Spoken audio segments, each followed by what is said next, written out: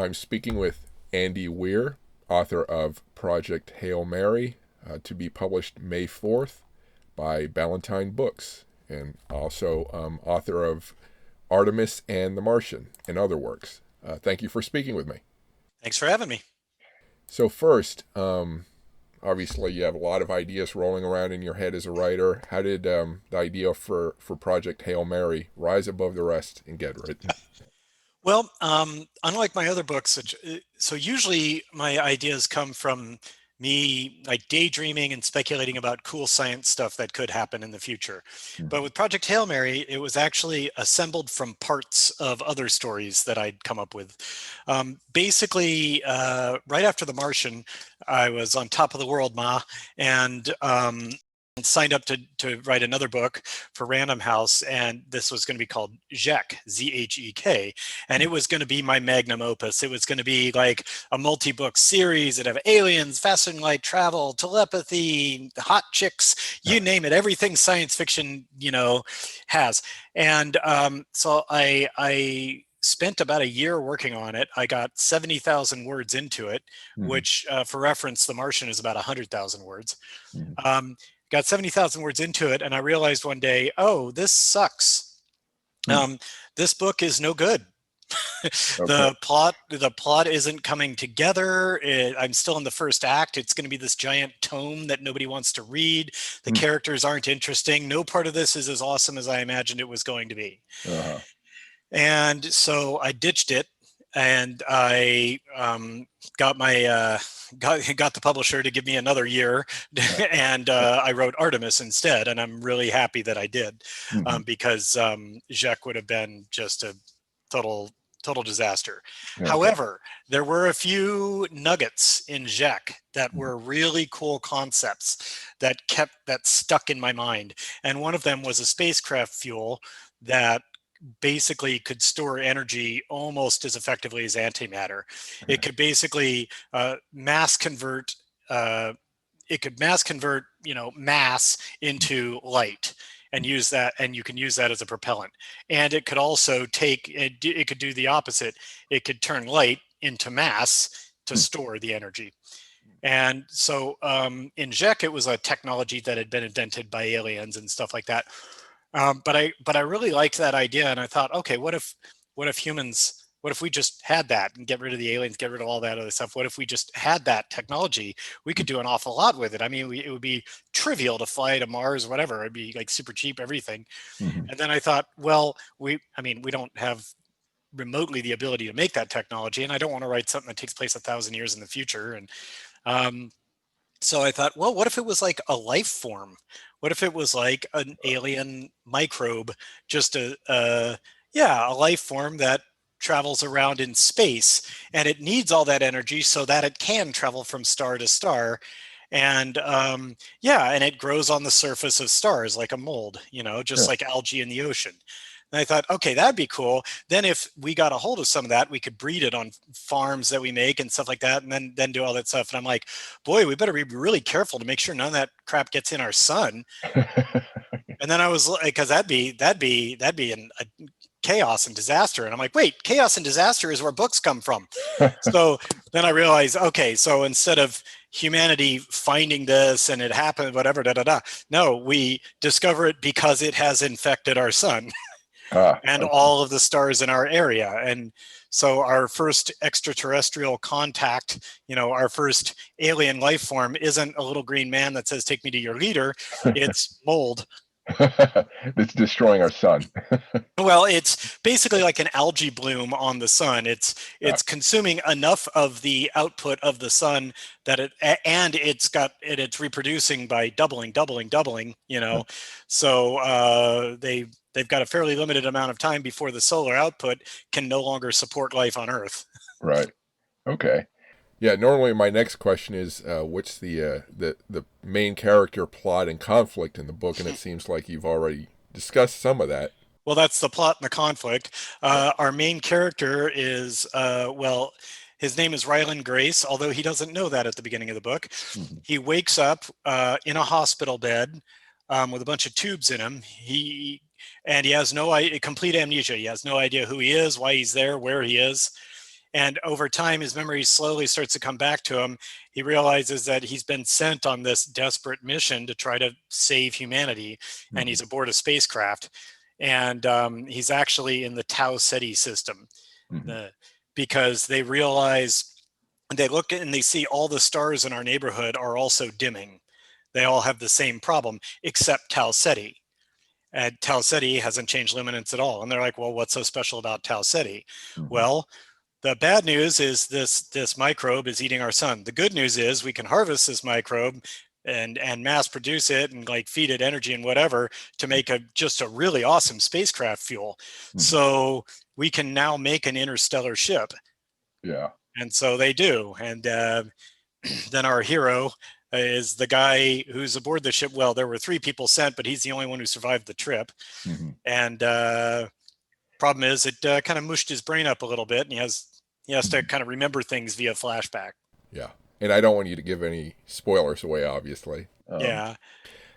So, and hopefully this question doesn't pull at spoilers, but how much research did you do for this book? What sort of what do you? Tons. Yeah. I love, well, research is my favorite part of writing. I mean, that pesky putting words on a page and stupid characters and crap are annoying. It's the research that I love. So I did tons of research. I went way down the rabbit hole on Hmm. all sorts of things, further and further down than was ever remotely necessary. Yeah. Hey, Um, why not? yeah, I really enjoy doing that. Like, I want to violate physics as little as possible. Okay. So the microbe that's breeding on the sun is called, or we the humans end up giving it the name astrophage, which is Greek for star eater.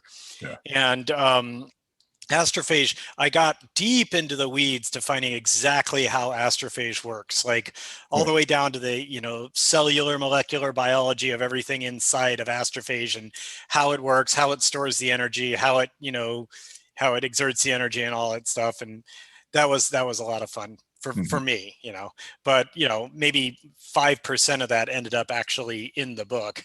Hey, but people can tell. People, hope so. Yeah. Yeah. So are there other sciences you went into, Oh, like sure. propulsion? That. Well, I mean, of course, a lot of space stuff, a lot of relativity. Um, Okay. uh, yeah, and a lot of biology I needed Hmm. to learn about because I was making up an alien microbe.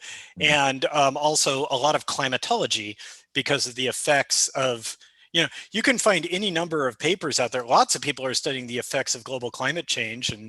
and from CO2 emissions and all this other stuff. But not a lot of papers out there on what happens if the sun gets dimmer, Yeah. right? So I had to kind of do a lot of speculation and try to figure out what was going on, what might happen, and Hmm. yeah. Well, do you ever plumb into the works of? Are there earlier science fiction authors who might have touched on that? I feel like there's a correct answer to this question, but I don't know what it is. Oh, Um, Sorry, I don't no, know. no. I'm just curious. Yeah. Oh yeah, well, I mean, surely there are many, many, many science fiction properties where the Earth is in danger and Right. only a small group of people can save the day. Hmm. Usually, it's from a meteor impact or somehow a predicted solar flare or something like that. Hmm. But this idea of a microbe eating the sun, I think that's fairly unique to me. Although I don't know. Surely That, somebody else may have come up with it. no, I just mean as far as the idea of the Earth cooling or something like that. I was just curious. Oh, well, of course, there have been all sorts of environmental based sci-fi out Hmm. there. But the proximal cause is always either an immediate external threat, Hmm. like an asteroid impact or a solar flare or something like that, or a man-made phenomenon like climate change and stuff like that. Hmm. Um, yeah, or I think there's things like Earth gets pulled out of its orbit by a passing rogue planet, Right. kind of Yeah. thing. Yeah. I think there was a Twilight Zone episode that had that. That's what popped into my mind. Yeah. So Well, yeah, that in that Twilight Zone episode, I feel like I should say spoilers, but it was like 70 years ago, so I feel people should be up to speed by now. Um, in that Twilight Zone episode, it's about like this woman dealing with Earth, like a passing planet or something like that, mhm, pulled Earth into a spiraling orbit that's bringing it closer to the sun, mhm. and and everything's getting hotter and hotter and hotter, and this woman is like, trying to deal with life, and it gets hotter and hotter and hotter until at one point you see her in bed and she's just got a fever, and her fever is broken, and it was all a hallucination. And she's like, oh, it's so nice, it's feeling better. And in reality, Earth has been knocked away from the sun, and it's getting colder and colder and colder, and so Yeah, yeah. I'm speaking with Andy Weir, author of Project Hail Mary. You can find more information about his work at andyweirauthor.com. If you like this episode of Full Contact Nerd interviews so far, please tap the like button and hit the subscribe button. If you want interviews with writers and creative people or daily book suggestions in sci-fi, fantasy, horror, film history, gaming, and more, check out fullcontactnerd.com and my podcast, Full Contact Nerd Interviews. If you want to hear interviews with military historians or get daily history book suggestions, check out warscholar.org and my podcast, Military History Inside Out. If you want to hear interviews with space scientists, space historians, and technology experts, or get daily space and science book suggestions, check out technologyandspace.com and my podcast, Technology and Space. All of my social media links are listed at the end of this episode. Now back to the video. So with that example in mind, how much do you study sort of the psychology of isolation in space and that sort of thing? I mean, I didn't study it per se. I invented some of it. Yeah. But he's on a mission to, well, first off, I at one point I decided, I decided that that the interior of the ship isn't like super big. It's smaller than the inside of the International Space Station, for instance. Mhm. And it's designed to have a crew of 3. And it was going to take, the crew would experience about 4 years of time on their trip to Tau Ceti. Mhm. And I decided that they would kill each other if that were the case, because not only are they in close proximity, unable to get away, but they're also on a suicide mission. And so the psychology of that's why they were placed into comas, medically induced comas for the trip, Mhm. which also makes it easier for them to be fed a slurry of like food automatically rather than having to have a bunch of diverse meals and stuff. Mhm. And yeah, unfortunately, that coma process turned out not to be as reliable as they'd hoped, and Ryland was the only survivor of that crew of 3. But so he doesn't have to deal with a very long time being conscious and Uh, alone, right? mhm. Once he wakes up, first off, he has no idea what's going on, so he's got all these mysteries to solve. Then he realizes, okay, I have to save all of humanity, so I better get on that. He doesn't really have a lot of time to feel lonely. Okay. Were there instances where the science that you researched sort of didn't work with where you wanted the plot to go? Not really. As a rule, when I research, as a rule, the science tends to drive the plot when I'm writing. So I'm like, okay, well, how does this work? And okay, well, this is how it works. And delving deeper and deeper into the science is what gives me a cool ideas for how to, for the problems that the people would face, and so on. So I calculated, so much stuff related to this, Uh, like, well, you don't want to use those engines, those astrophage engines, too close to Earth, because I worked out the engines can provide a thrust to the ship of like 1.5 Gs or something to this ship, and the ship weighs a fair amount, and so it gets all that thrust by just emitting light.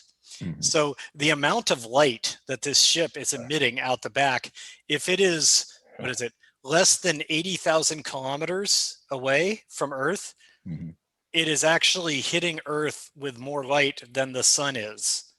Right. I can see. Yeah. Yeah. Like, it's actually washing more energy over Earth than the solar energy that Earth is getting. Wow. So you have to get this ship really far away. Well, you have to basically don't point the back of the ship at Earth until you're really far away. Yeah.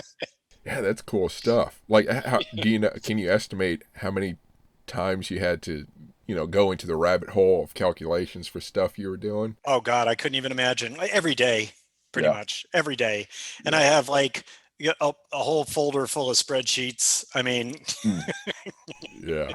Now, do you look for like when you have a calculation to make? Are you like, oh man, that's going to take me away from my writing, or are you like, oh, yay! good? Yeah. It's the latter. It's like, oh boy, math. Yes, math has a definitive correct answer. Writing is like, I hope people like this. Yeah, that's a good point. It sounds like you could almost put together a little book, like the The companion companion. the Yeah, companion calculation book. I could, but yeah, Right. I'd rather work on something new. Yeah, And true. I don't know how many people would be that interested in. Oh, I think you could find that So, there's that audience, that little crowd that's like, gimme, gimme. yeah, gimme. Yeah, Well, there's enough in there to satisfy them, I think. true, true. So, in general, and you've probably been asked this question a bunch of times, but I'll ask it, which is, what are some of the movies, shows, books, music that motivates you and inspires your work? Well, I mean, my particular style of sci-fi writing, Mhm. uh, okay, so I'm like super hard sci-fi, right? As scientifically accurate as possible. That's kind of my thing, and just because that's what I know, so that's what I like to do. Mhm. But the feel of my stories is definitely based on the science fiction I read as a kid, Mhm. and that was actually, I'm kind of a generation off. I read my father's science fiction collection, so I was I'm 48 right now, and so when I was in my tweens and teens in the 1980s, right, and that's when I was really into reading sci-fi books. But I read my dad's science fiction collection, so I was reading books from the 50s and 60s. Mhm. So my holy trinity are Asimov, Heinlein, and Clarke. Yeah. And I also love Clifford Simak, who a lot of people don't really remember, but he's also got a lot of great stuff out there. Mhm. And yeah, so back then, they were called juveniles, because they were targeted. The target was for kids to read, really, not educational, but just they didn't think that full-grown adults would enjoy these stories as much as kids. They're adventure stories. They're like Tom Swift, but science fiction, right? Right. Um, but what I especially love is these juvenile, because I was reading not just editions of those books, but those original books, like You're right. dad's copies. So they had yellowed pages that would crack a little bit. They had kind of that musty smell to them. And Yeah. my favorite thing is that, like, back then they would put ads. They put an advertisement page in the middle of the book. Yeah. And so these books that are targeted at teenage boys, like 15-year-old boys, there's an ad for cigarettes. So I love it. The 50s, baby. Yeah. But yeah, but back then science fiction was really optimistic. It was really like, you read those books, you read those old sci-fi books, and they don't stand up in a lot of ways. Okay, they don't. You've got to judge them by a product of their time. You're not going to like the gender situation in those books. You're not going to like how women are portrayed. Mhm. You really are not going to like that if you're a modern reader. Right. um, you're not going to like that. But if you just consider them as a as an object of their time, just kind of like you might for a Shakespeare play, you just they can be really enjoyable, and also they're very positive futures. Mhm. Sometimes the predictions were like really way off, but just you're like, that future is really cool. I'd like to live in that future. And yeah, the protagonist is being chased by space pirates and stuff. I wouldn't want to be him, but I would love to live in that future because it's awesome. You can just you can just buy a ticket and get a trip to Mars, and just that'd be awesome.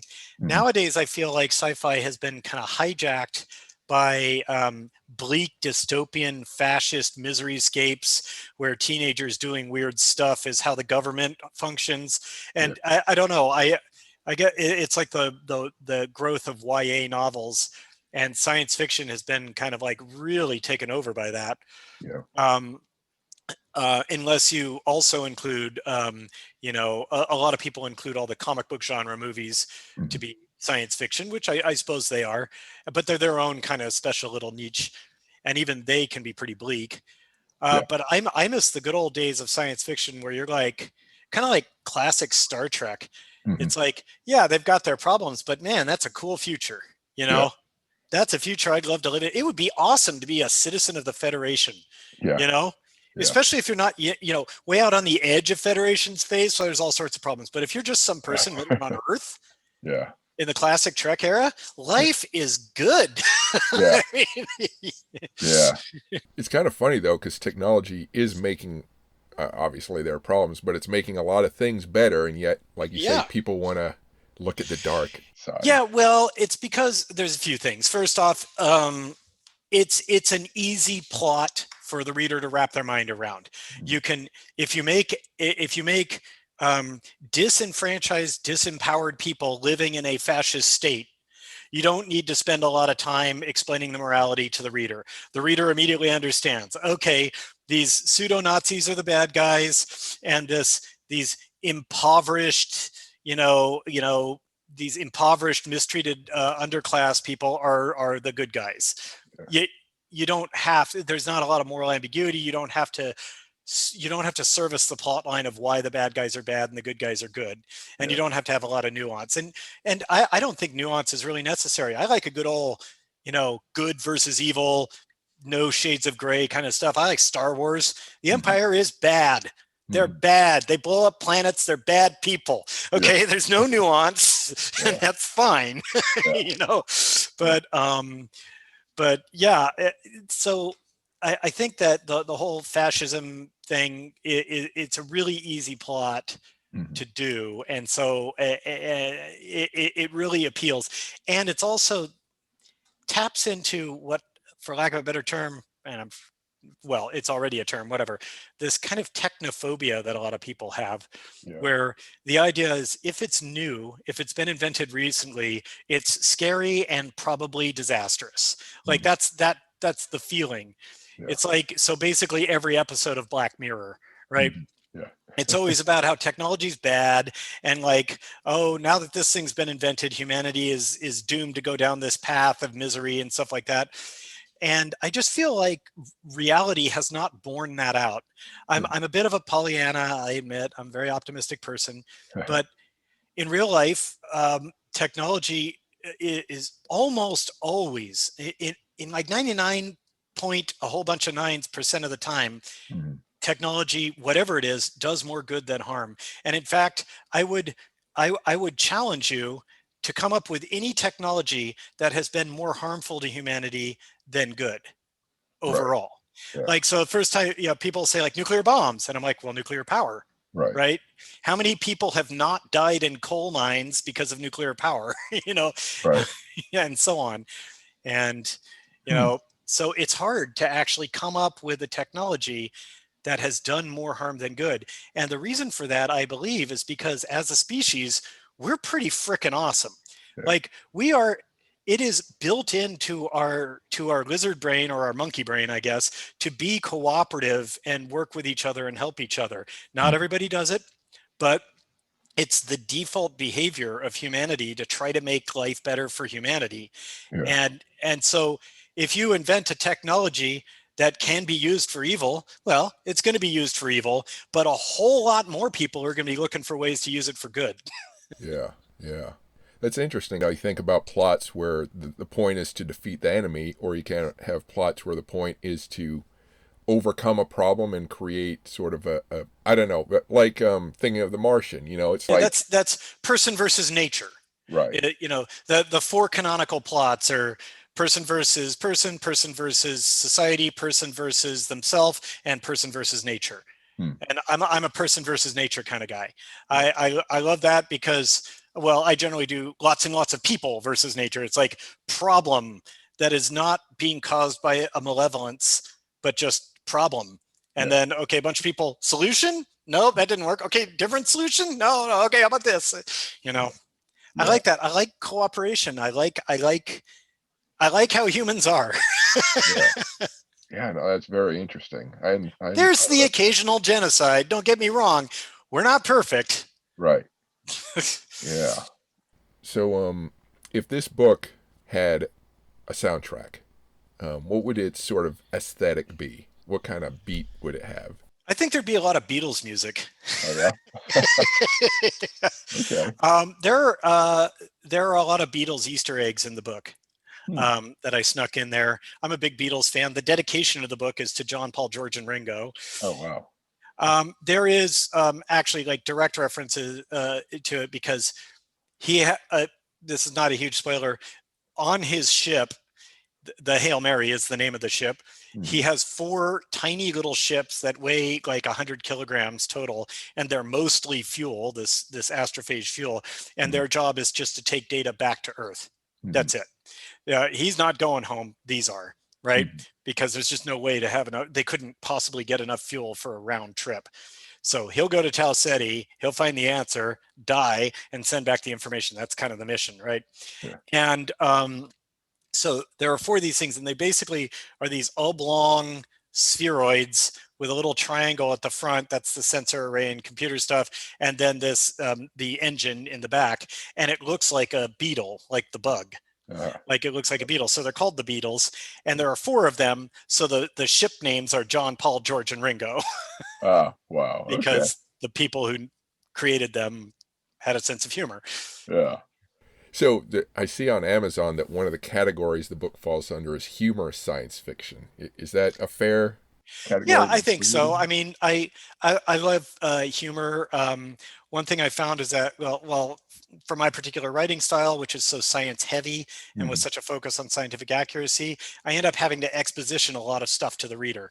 I'm like, okay, well, I need to explain to the reader what neutrinos are, how they work, and why.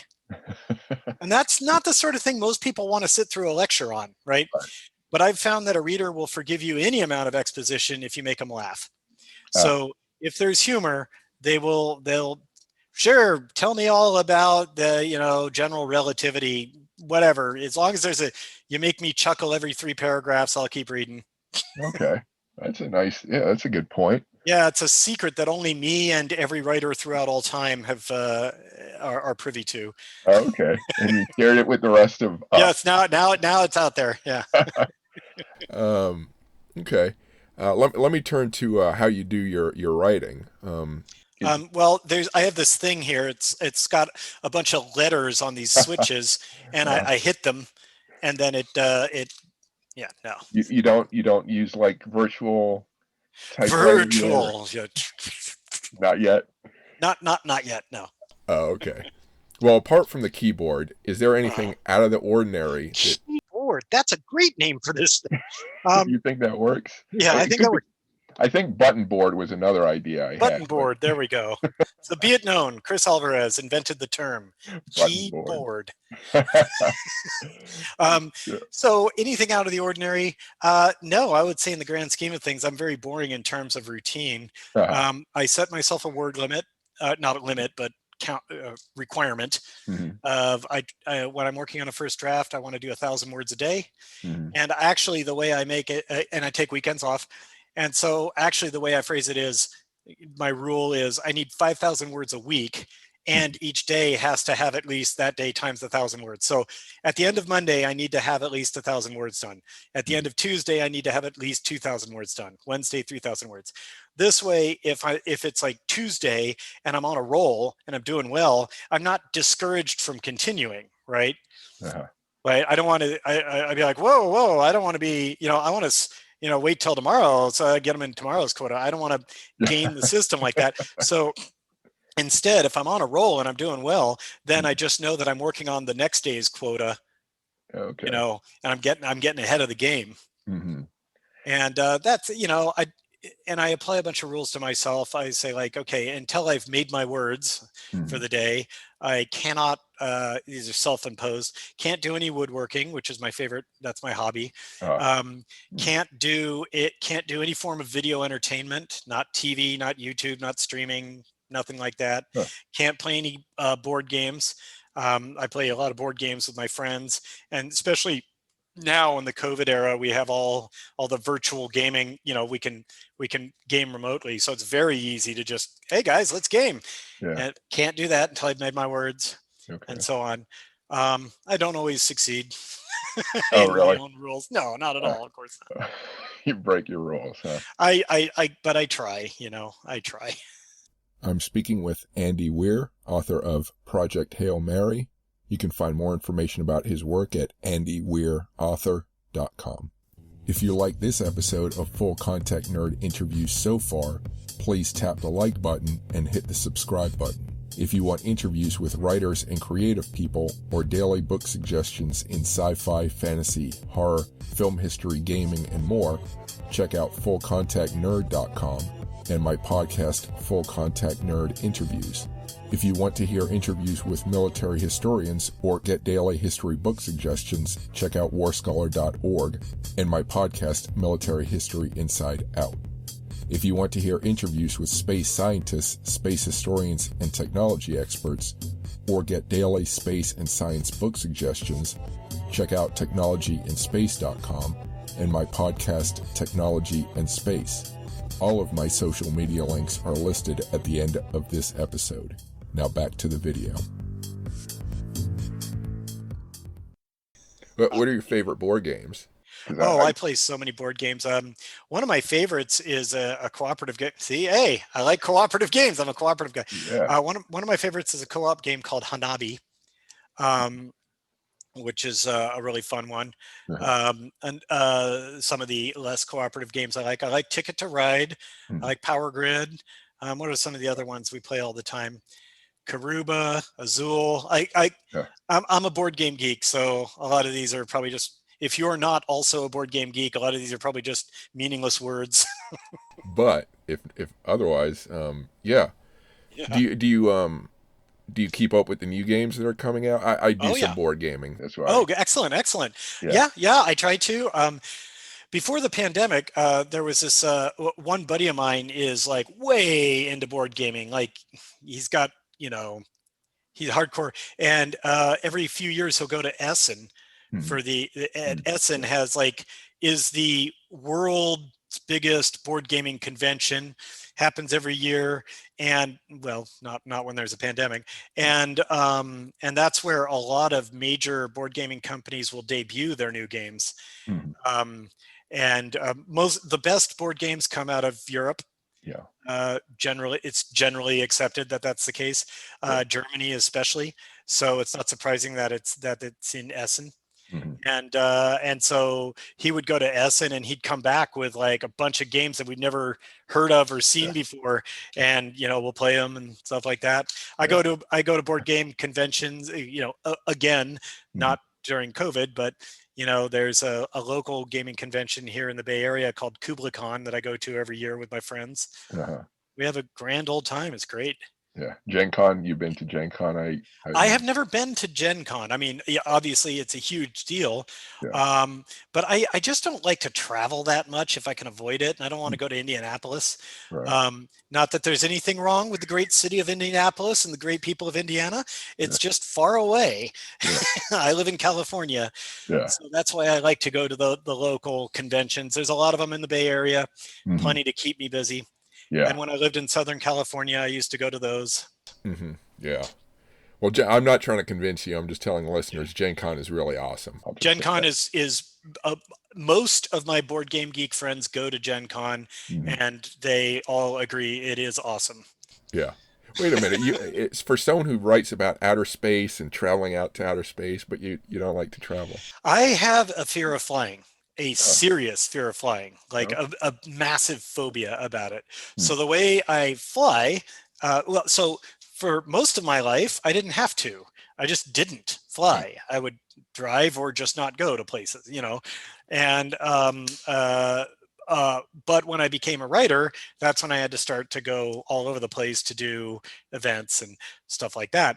And Hmm. so I the long story short, Valium. Hmm.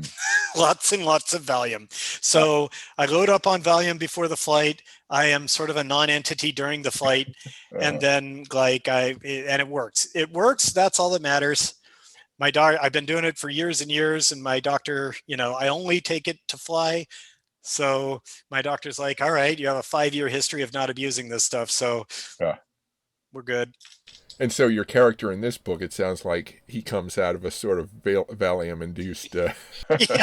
Well, yeah, but yeah, he was in a coma for 4 years, so a little worse off. Yeah, I know.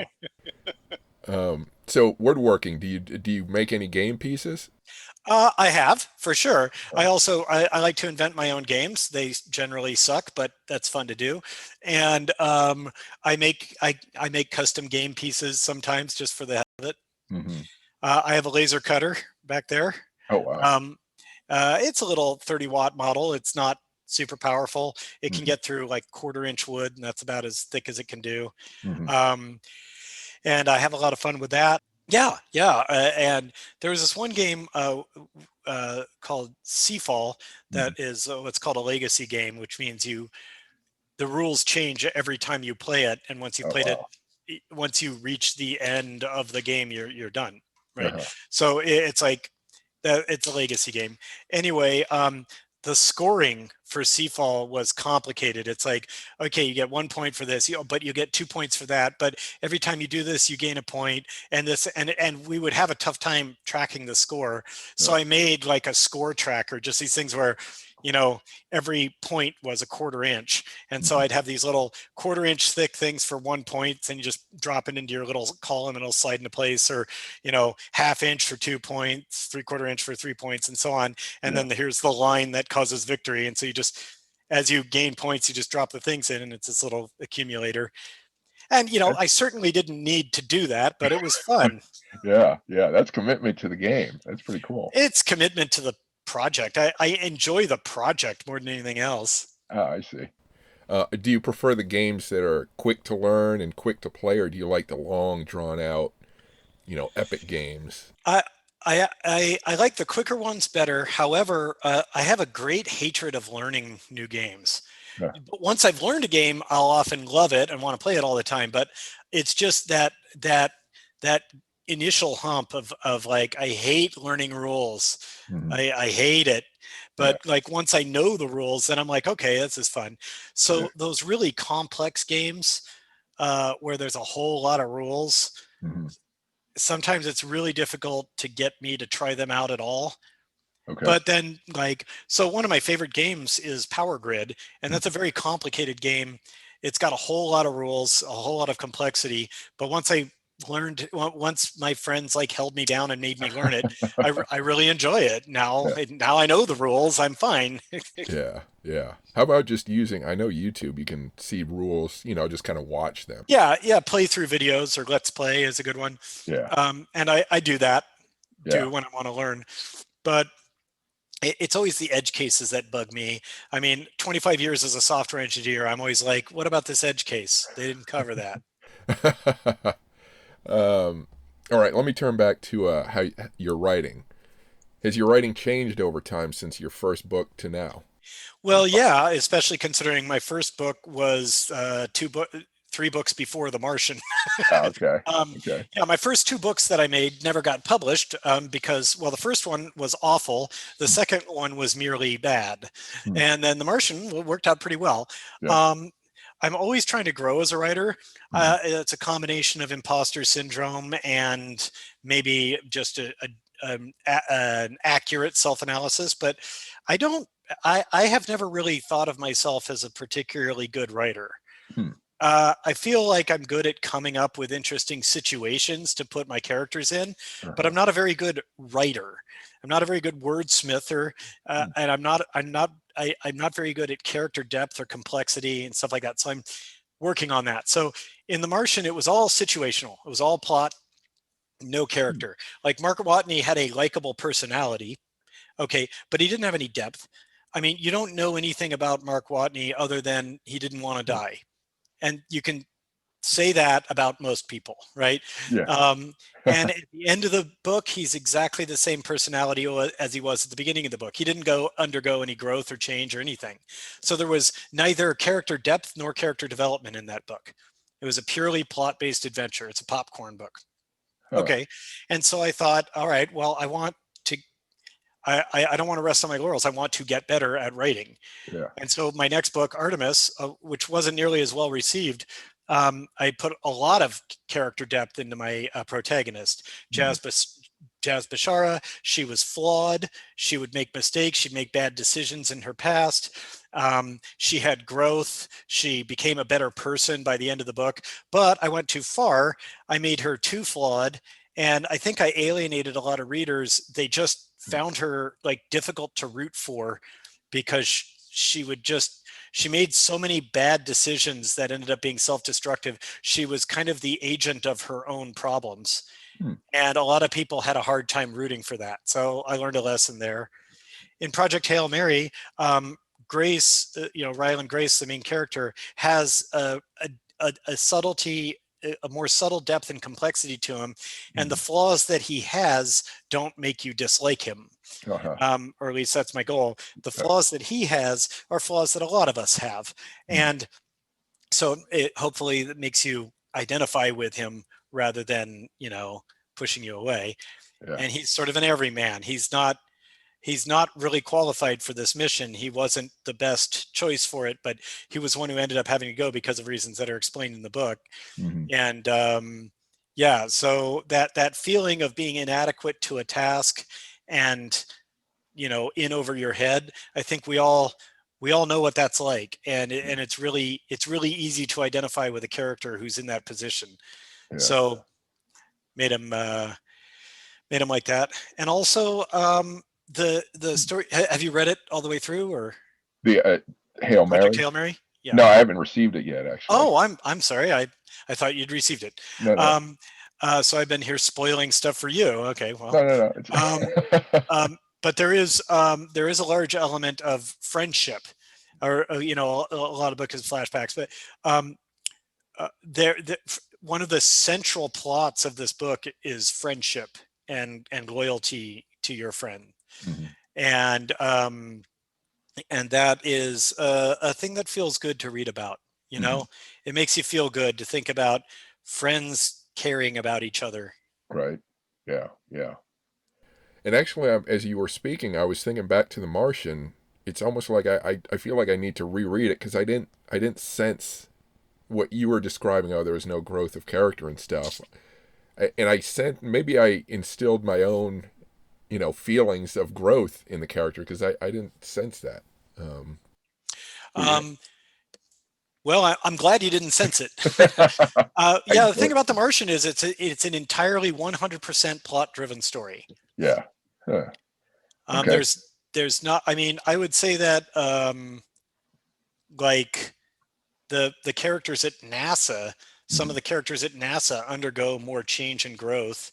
These completely tertiary characters, Hmm. you know, undergo more change than like Mark. Huh. I still enjoyed it a lot. So okay. Well, I'm glad. Yeah. I'm Yeah. glad.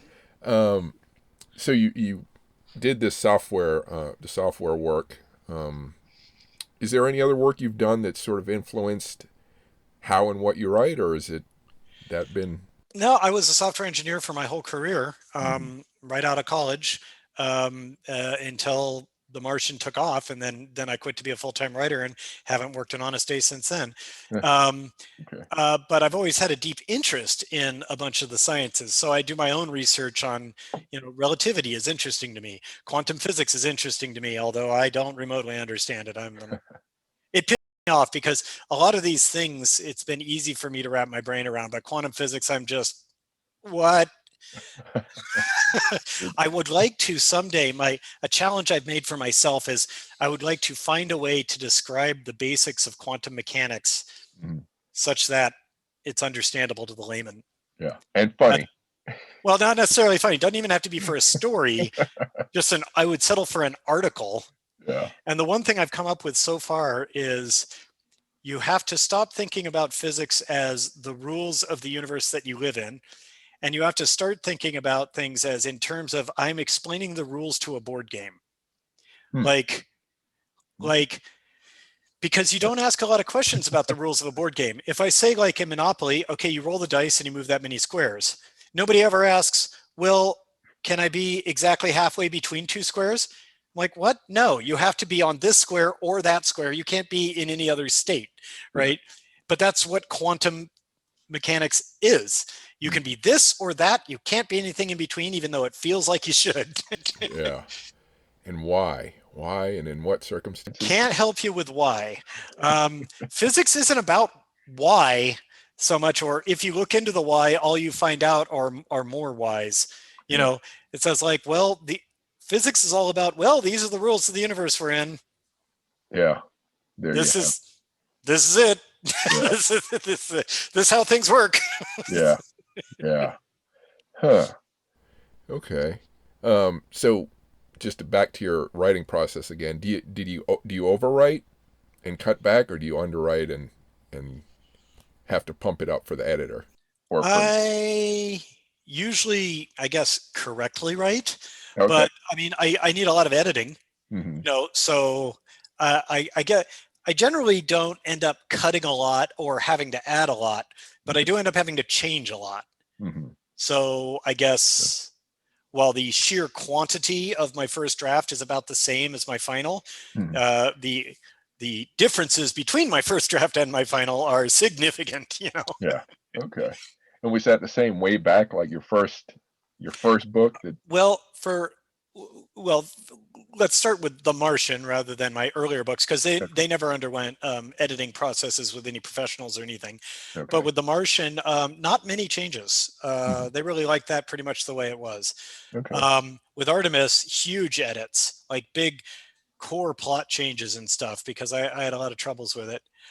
Project Hail Mary, back to fairly small, in the grand scheme of things, fairly small changes.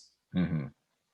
When you wrote The Martian, were you aiming for an audience, or did you just want to write a book that you felt good about, that you thought some people might like? Really the latter. So at the time I had done a web comic for many years that was a science dork based web comic. And then I got sick of doing the art because I'm terrible at art. And so I decided to go just into narrative fiction, just short stories and serials. And so I had a regular a mailing list, an email list of about 3,000 regular readers. And they were all like total nerds, like hardcore dorks like myself. And so I was writing The Martian. It was a serial. I was really writing it for them. I'm like, I'm not writing for a mainstream audience. I'm writing for a bunch of science dorks. Let's go full science dork and write a story for them, for me. Yes. And I, to this day, don't understand why, how it got so popular. Like, it's a big book of algebra word questions, and for some reason people love it. Yeah. Yeah. Hey, good for you. Good for me. Wish I knew what I did right. So a bit of a whimsical question. When you were young, was there a power, technology, or fictional setting that you yearned to have or be part of?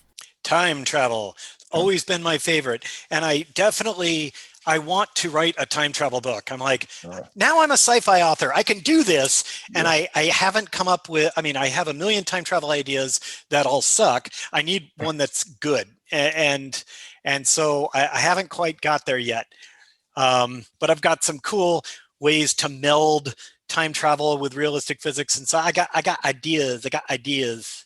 That's the thing about time travel. It's fun, but the science of it is... No, you got to give up on the science of it. You're not writing hard science fiction at that point.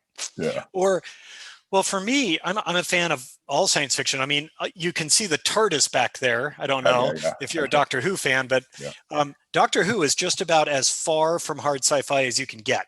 It is the softest sci-fi. Yeah. If my science fiction is steel, Doctor Who is whipped cream. Right? But whipped cream tastes great. Yeah. I love it, True. and I like Doctor Who is my favorite sci-fi property. I like it more than Star Trek, more than Star Wars, more than anything. Hmm. So that should prove to you that, accurate science is not important to me at all in Hmm. terms of enjoying fiction. I mean, it's what I write because it's where I think my strengths lie. Hmm. But all I really care about is in sci-fi is whatever science you come up with, be consistent. Hmm. Okay. However, you're going to break the rules, be Yeah. consistent. Yeah. So if you set up a bunch of rules for time travel, you can change history, blah, blah, blah.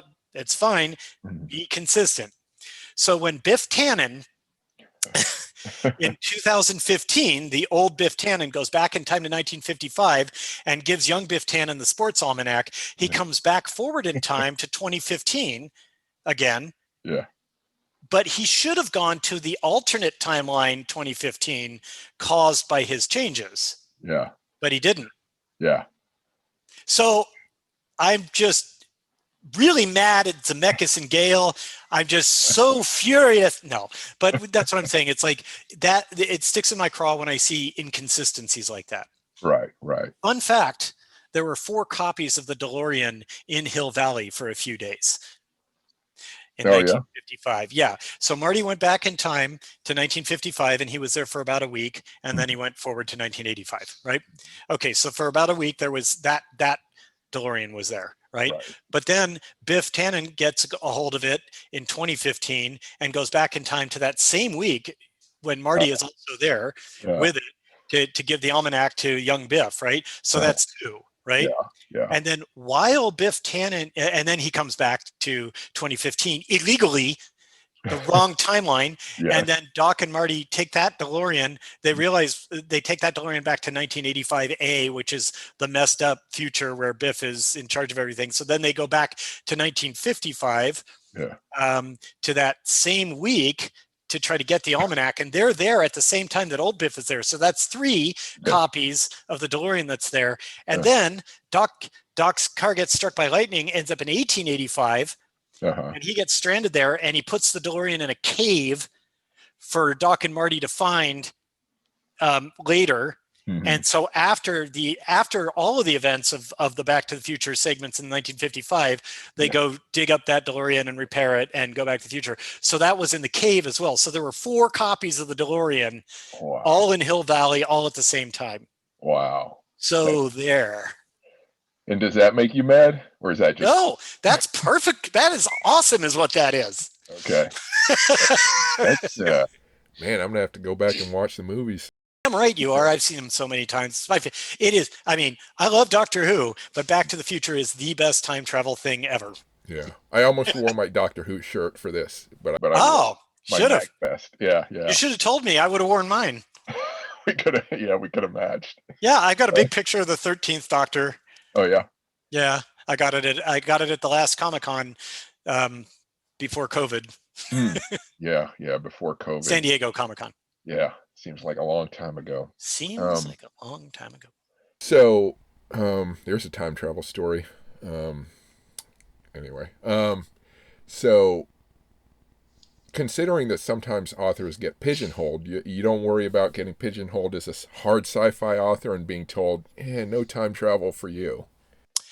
Not that worried about it. I mean, I am extremely fortunate to be in a position where, like, if I said, hey, I'm going to write a soft sci-fi, my editors, the publisher would still publish it.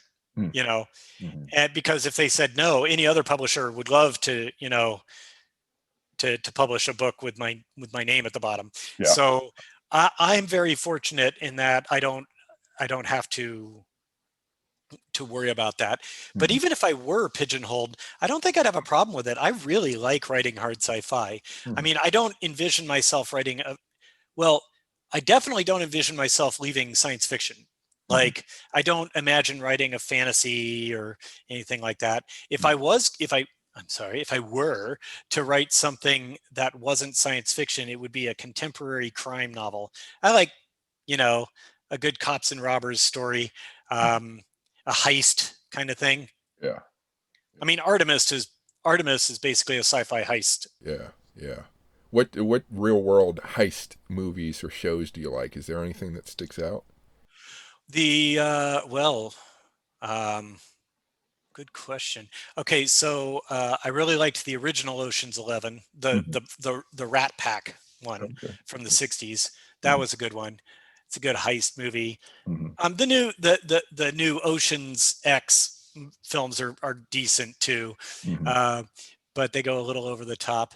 What are some other good heist things? Well, if you consider it a heist, The Sting. Yeah, yeah. I mean, Good. although that's really a con, not a heist. Right, right. It's a little Still. different. There was that one movie. Uh, Dang it! Now I'm.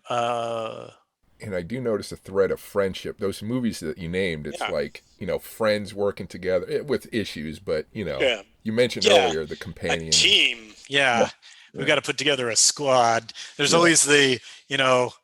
There's always the. You you son of a bitch, I'm in. yeah, yeah, yeah, yeah, Quote Rick and Morty. yeah. So, wow, yeah.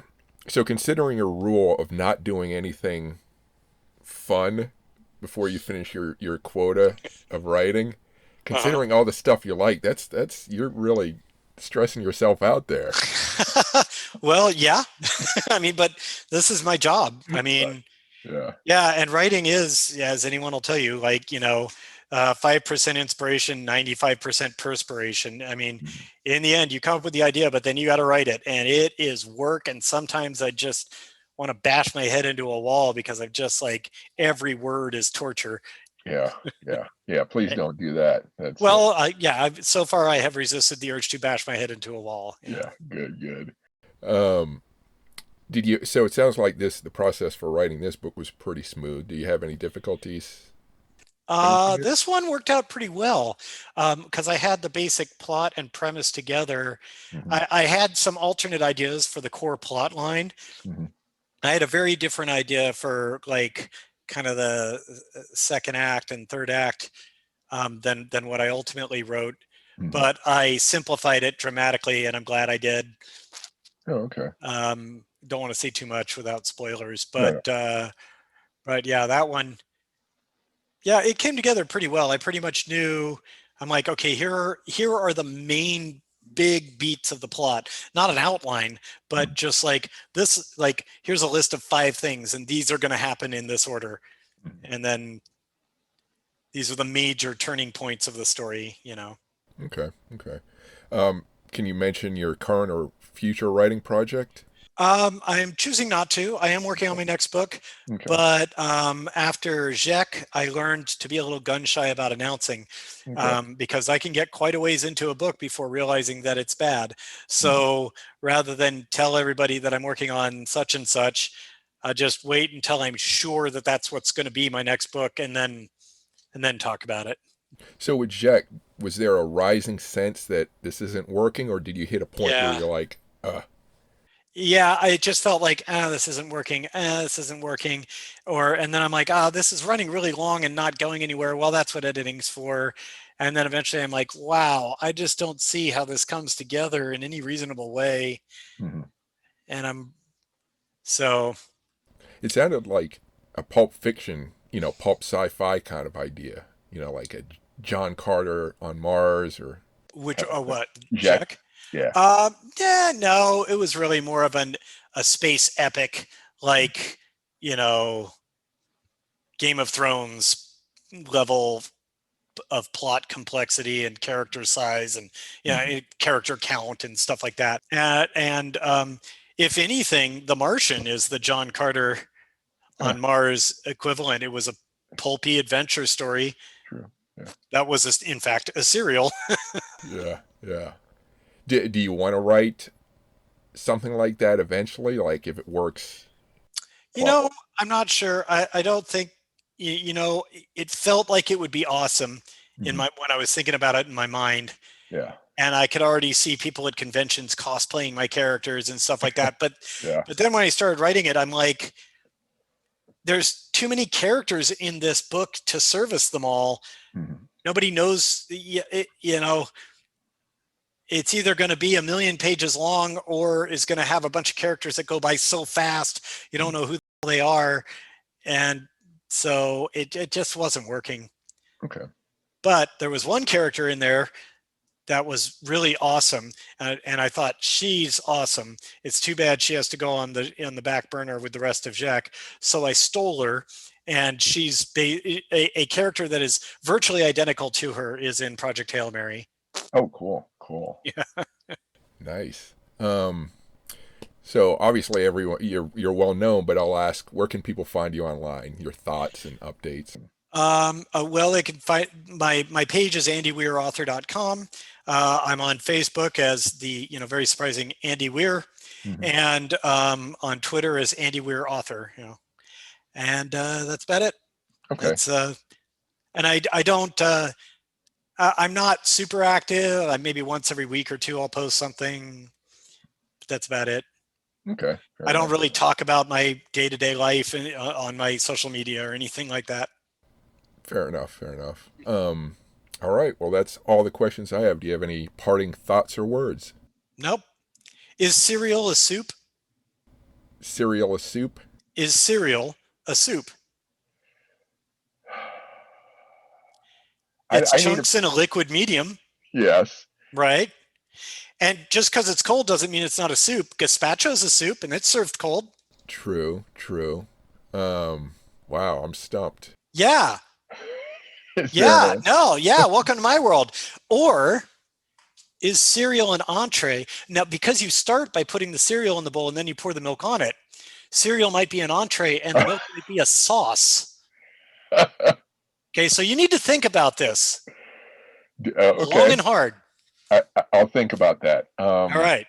I do appreciate that homework assignment you've given me. There. Yeah. No, you think about that. I will. All right. Okay. Well, thanks very much for speaking with me. Thanks for having me. In the next episode, I speak with sci-fi and fantasy author Martha Wells about her science fiction novella Fugitive Telemetry and the Murderbot Diaries series. Space dock the subscribe button to catch that episode. Thank you for watching this video version of Full Contact Nerd Interviews. If you liked the episode, please subscribe and hit the like button.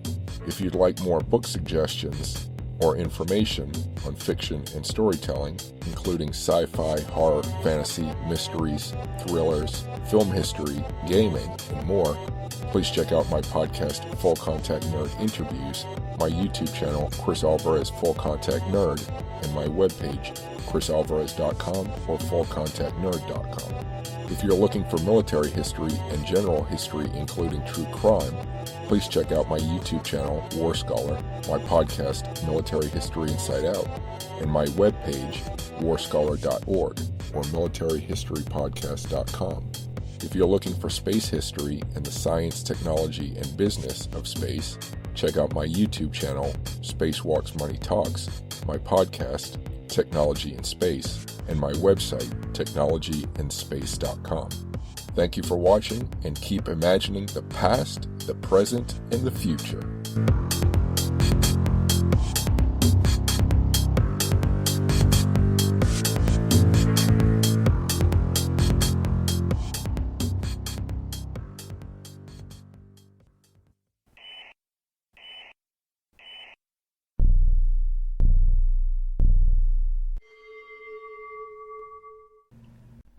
Hello, I'm Cris Alvarez, and perhaps you can't tell by looking at me, but I am a nerd. I've been a nerd for many years, and I'm good at it. In this show, I'd like to give you the tips on how to be the most successful and well-informed nerd that you can possibly be.